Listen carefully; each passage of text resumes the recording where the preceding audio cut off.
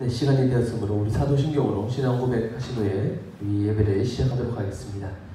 나는 전능하신 아버지 하나님 천지의 창조주를 믿습니다. 나는 그의 유일하신 아들 우리 주 예수 그리스도를 믿습니다. 그는 성령으로 잉태되어 동정녀 마리아에게서 나시고 본디오 빌라도에게 고난을 받아 십자가에 못 박혀 죽으시고 장사된 지 사흘 만에 죽은 자 가운데서 다시 살아나셨으며 하늘에 오르시어 전능하신 아버지 하나님 우편에 앉아 계시다가 거기로부터 살아있는 자와 죽은 자를 심판하러 오십니다. 나는 성령을 믿으며 거룩한 공교회와 성도의 교제와 죄를 용서받는 것과 몸의 부활과 영생을 믿습니다. 아멘. 오늘 본문 말씀은 역대하 29장 1절에서 2절의 말씀입니다. 역대하 29장 1절에서 2절의 말씀입니다. 제가 읽도록 하겠습니다. 히스기야가 왕위에 오를 때 나이가 25세라 예루살렘에서 29년 동안 다스리니라. 그의 어머니의 이름은 아비아요 스가랴의 딸이더라. 히스기야가 그의 조상 다윗의 모든 행실과 같이 여호와 보시기에 정직하게 행하여. 아멘. 네, 친구들과 계속 이렇게 온라인으로 이제 인사를 주고받고 또 이제 말씀을 전하고 있는데 빨리 코로나가 안정되어서 이제 함께 우리 친구들과 예배를 드리는 날이 왔으면 좋겠습니다. 우리 친구들도 이것을 위해서 많이 기도를 해주셨으면 좋겠습니다. 오늘과 다음 주는 이제 인물에 대한 설교를 할 건데 어떤 인물에 대한 설교를 할 거냐면 남유다 왕국 중에서 뛰어난 왕이었던 사람들을 이야기를 하려고 합니다. 남유다 왕이라고 이야기를 하니까 뭔가 좀 말이 어려운데 이것을 설명하기 전에 약간의 시대적 배경을 설명하고 이제 설교를 계속 이어나가도록 하도록 하겠습니다. 이스라엘 역사를 쭉 살펴보면요, 족장 시대부터 시작이 됩니다. 그 당시 족장이라 하면 여러분들이 잘 아시는 아브라함, 그리고 그의 아들 이삭, 그리고 이삭의 아들이었던 야곱, 또 야곱의 아들 12아들이 있었는데 특히 요셉, 뭐 이렇게 인물들을 여러분들께서 잘 알고 계실 것입니다.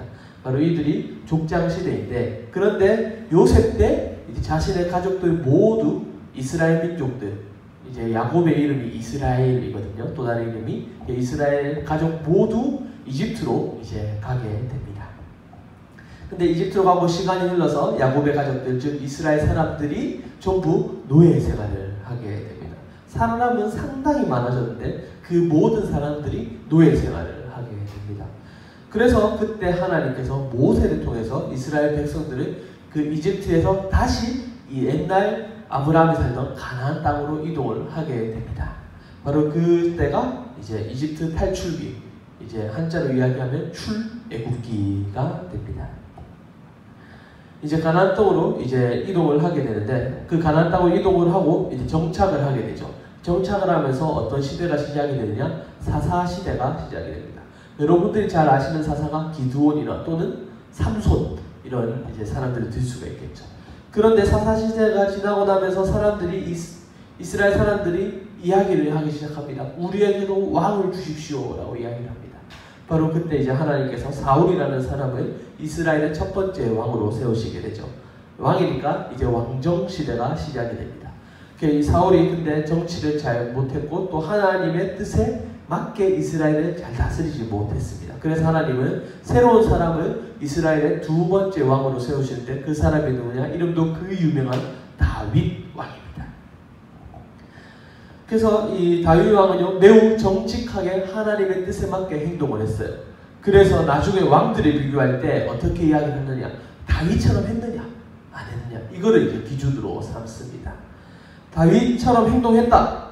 정말 매우 선한 왕입니다. 근데 정직하기는 했으나 다윗만큼은 아니었다. 상당히 정치를 잘하긴 했던 왕이긴 하지만 그래도 약 5점이 조금 있는 왕이었다. 그래도 뭐 후한 평가죠. 선한 이제 평가고. 근데 이제 악하게 행하였다. 성경에 이런 말이 나와요. 이 왕을 어떤 표현을 할 때 므낫세 이런 왕들을 표현할 때 악하게 행동했다 이렇게 나오거든. 정치를 상당히 잘못한 왕이고 이거보다 더 안 좋은 말이 있어요. 악하게 행동을 했는데 이전 왕들보다 더 심했다. 정말 최고로 악한 그런 왕입니다. 이렇게 이제 평가를 하게 됩니다. 그런데 어쨌든 이스라엘 두 번째 왕이 다윗이고 세 번째 왕이 이제 솔로몬인데, 솔로몬 이후에 이스라엘이 나라가 두 개로 나뉘어집니다. 북쪽에는 이스라엘, 남쪽에는 유다, 이렇게 왕이 나누어집니다. 나라가 나누어집니다. 이 정도 배경을 이제 가지고 오늘 말씀을 조금 이어나가도록 하겠습니다. 남유다에는요, 다윗만큼 훌륭히 행동했던, 아까 말했던 정말 다윗처럼 행동했다, 정말 선한 왕이 두 명이 나옵니다. 첫 번째 인물이 남유다의 13번째 13대 왕이었던 히스기야였고요. 그 다음에 두 번째 왕이 16대 왕이었던 요시야입니다. 이 두 인물을 우리는 오늘과 그리고 다음 주에 이제 나눠서 이야기를 해보려고 합니다. 일단 먼저 13대 왕이었던 히스기야에 대해서 여러분들에게 말씀해 드리려고 합니다. 이 히스기야는 아하스라는 왕의 아들이었습니다. 근데 이 아하스가 어떤 왕이었냐면요, 성경에서 악하게 행동했다, 이런 왕의 표본이라고 볼 수가 있겠습니다. 어떻게 악하게 행동했느냐, 많았지만 가장 대표적인 것이 상당히 우상 숭배를 많이 한 왕으로 알려져 있습니다. 그래서 성경이 그래서 악하게 기록이 되어 있죠. 근데 그의 아들 히스기야는 아버지 아하스와는 전혀 다른 행동을 취하게 됩니다. 왕이 되고 나서 제일 먼저 하는 행동이 뭐냐면은 바로 성전을 보수하는 것이었습니다. 그래서 제사장들 그리고 레위인들을 불러 모아서 이렇게 이야기를 하죠. 성전을 보수하고 수리하고 성전에 뭔가 불결한 것들이 있으면 다 치워버려라 라고 이야기를 합니다. 그래서 제사장들과 레위인들이 성전에 있어도 되는 것, 성전에 있으면 안 되는 것들, 이런 것들을 막 분리해서 다 없애야 되는 건 다 버리고 있어야 되는 것들은 또 청소하고, 성전의 어떤 부분이 부서졌다 하면 보수하고 이렇게 했습니다. 그리고 그렇게 성전을 정리하다가 예전에 유월절이라는 절기가 있었다라는 것을 알게 됩니다. 유월절이 뭐냐면요, 이스라엘 사람들이 이집트에서 노예 생활을 하다가 하나님이 이스라엘 백성들을 이집트에서 구원을 해주시잖아요. 그것을 기념하는 절기가 바로 유월절이었습니다. 솔로몬 왕 때까지는요, 이 유월절이 계속 유지가 되었는데, 그런데 그 이후에 왕국이 분열되면서 이 유월절이라는 절기가 없어져 버렸습니다. 유월절이라는 절기가 없어졌습니다. 근데 이 히스기야가 성전 보수를 하다가 옛날에 유월절이라는 절기가 있었구나라는 것을 보고 다시 유월절을 부활시킨 거죠. 우리가 하나님께 이 절기를 지켜야 된다라고 생각을 한 것입니다. 그래서 모든 이스라엘 백성들, 자신이 다스리는 남유다뿐만이 아니라 원래 함께 한 민족이었던 북이스라엘에게까지 사람들을 보내요. 유월절이라는 절기가 있었다. 그러니까 너희들도 와서 함께 유월절 예배를 드리자. 비록 분열되고 싸우는 나라지만 그렇게 막 사람을 부릅니다. 아무래도 적국이라고 하기는 애매하지만 같은 민족임에도 불구하고 약간 적대적 관계에 있으니까 사람들이 많이 오진 않았지만 그래도 북이스라엘 사람들 중에 몇몇 사람들이 함께 오고 또 남유다 사람들과 함께 유월절 예배를 다시 드리기 시작합니다. 지금도 이 유월절을 이스라엘에서 지키고 있는 절기이죠. 어쨌든 아주 오랫동안 하나님께 당연히 했어야 할 그런 절기를 지키지 못한 것들을 이 히스기야가 성전을 보수하다가 발견을 하고 함께 예배를 드리게 된 것입니다.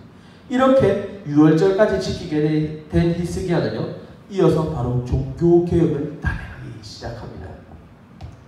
유월절 절기를 지킨 사람들이 각자의 자기의 고향으로 갑니다. 그 고향으로 가서요, 자신들이 섬기던 그 우상을 하나님 말고 다른 우상을 다 없애기 시작합니다. 그리고 각 지역의 제사장들을 보내요. 제사장들을 보내가지고 그곳에서 제사를 드리게 하고 또 율법을 가르치게 하고 이런 행동들을 했죠. 심지어 우상 중에도 어떤 것들이 있었냐면요, 모세가 만들었던 구리뱀이 있었습니다.